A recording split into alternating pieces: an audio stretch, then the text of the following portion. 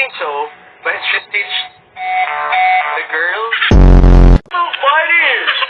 Because she's saying it in Tagalog. The language, they will send it to me. And I... Grabe ka naman yan. Hindi kita iniiwasan. Grabe siya.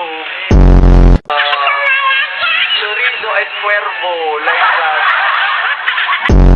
She wanted the chorizo and cuervo. Grabe siya. Madami lang ako ginagawa. Because she's talking about my balls. About my balls.